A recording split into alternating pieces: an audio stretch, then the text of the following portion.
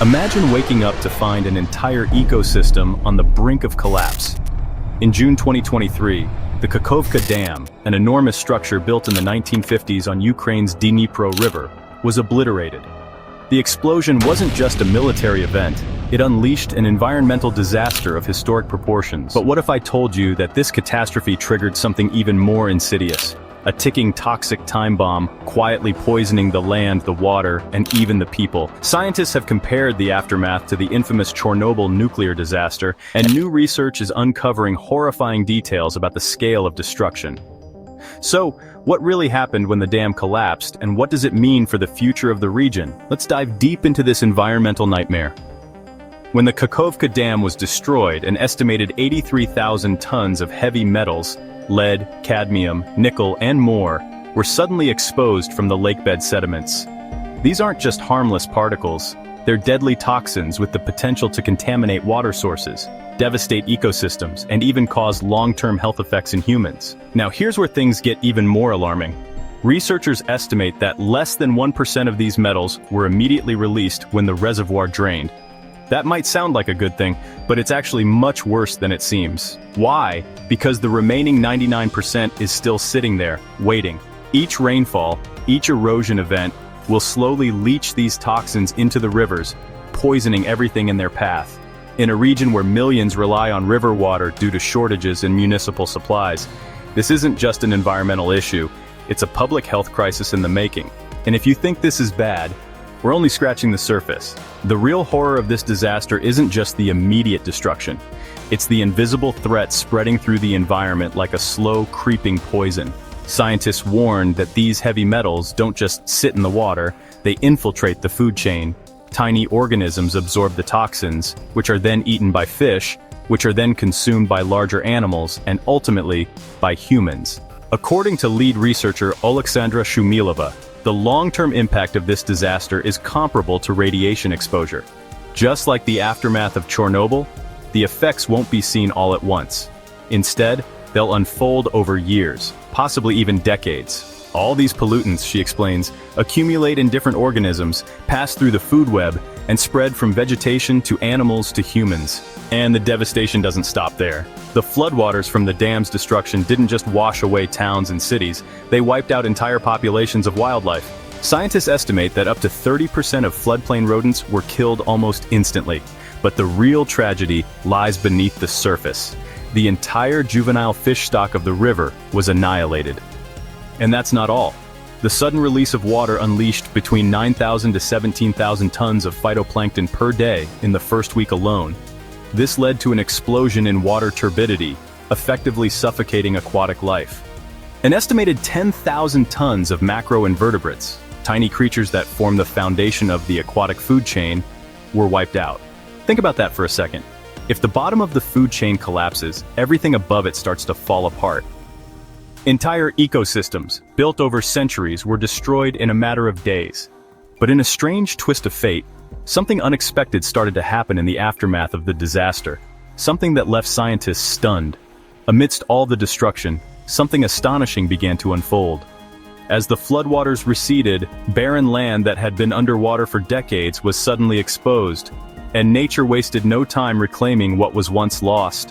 White willows and black poplars, trees that thrive in wetlands, began to sprout across the drained reservoir. Wild boars and other animals moved into areas that humans had abandoned.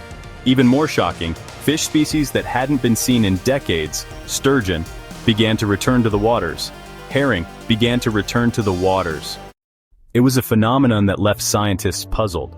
How could an ecosystem recover so quickly from such devastation? According to researchers, this wasn't a traditional recovery. It was something else entirely. Here are some comments from one of the experts on the subject. It's not recovery, it's better to use a word like re-establish. The environment is developing in its own way, but not necessarily returning to what it was before. In other words, the land isn't healing, it's transforming. A new ecosystem is emerging from the ruins of the old one. Within just 5 years, scientists expect biodiversity levels to reach 80% of an undammed ecosystem. But here's the dilemma. Should we leave this new ecosystem alone? This brings us to a very controversial question. The destruction of the Kakhovka Dam wasn't just an environmental disaster. It also sparked a heated debate. Some experts argue that the dam should be rebuilt once the war is over, restoring the reservoir and its original function. After all, it was a critical water source for the region, providing irrigation for southern Ukraine and cooling water for the Zaporizhzhia nuclear power plant. But others believe the dam should never be rebuilt. They argue that nature has already begun to reclaim the land, and that rebuilding would erase this newly emerging ecosystem. And then there's the wild card, the toxic sediments.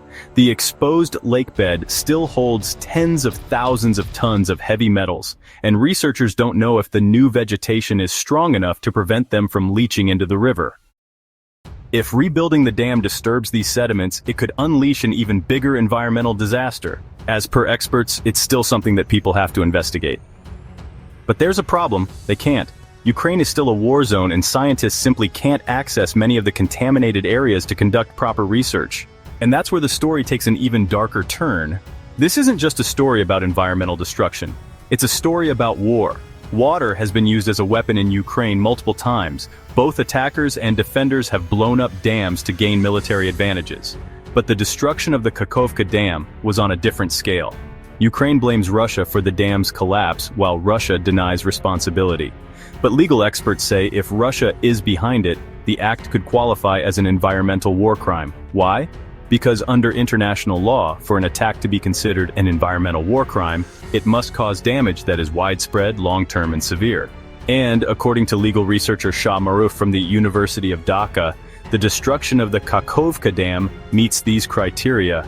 He describes the new findings as widespread, long-term, and severe, the exact wording needed to prove an environmental war crime in court. But there's a catch. If nature recovers too quickly, the case weakens. An expert explains that if the ecosystem can bounce back within a short period, it might be harder to argue that the damage was truly long-term. And that's exactly what's happening. The environment is showing signs of rapid transformation. So, ironically, nature's resilience might actually make it harder to hold anyone accountable for the disaster. But the devastation didn't stop at Ukraine's borders. The toxic runoff from the dam didn't just pollute Ukraine's rivers, it also made its way into the Black Sea. A separate study found that some species in the Black Sea are replenishing, but major habitat destruction, pollution, and disturbances remain. Carol Stevian, an ecologist from the Smithsonian Institution, explains that Ukraine's freshwater and marine species have evolved under extreme conditions, fluctuating temperatures, salinity changes, and shifting habitats. This adaptability might be helping them survive. But resilience doesn't mean untouched. It just means that life is finding a way. The long-term consequences of this disaster remain uncertain. But one thing is clear: whether by design or consequence, water has become one of the most devastating weapons in this war. With the war still ongoing, an important question remains: should the Kakhovka Dam be rebuilt? Some Ukrainian ecologists believe the dam should be restored, arguing that rebuilding it would stabilize the region and bring back lost infrastructure. The reservoir it once held supplied water for irrigation, drinking, and even cooling the Zaporizhzhia nuclear power plant. But others see this as a chance for something new. A growing movement supports rewilding, letting nature take over instead of reconstructing human-made systems. They argue that since wildlife is already reclaiming the land, forcing it back into its old form might do more harm than good. There's also a major complication: the toxic sediments left behind. Without the dam, heavy metals remain exposed to the elements. Over time, wind and rain will carry these pollutants into the water supply, threatening people, animals, and entire ecosystems. The big question is, can nature contain this pollution on its own? So far, scientists don't have a clear answer. According to Dr. Oleksandra Shumilova, the biggest challenge is that Ukraine is still at war.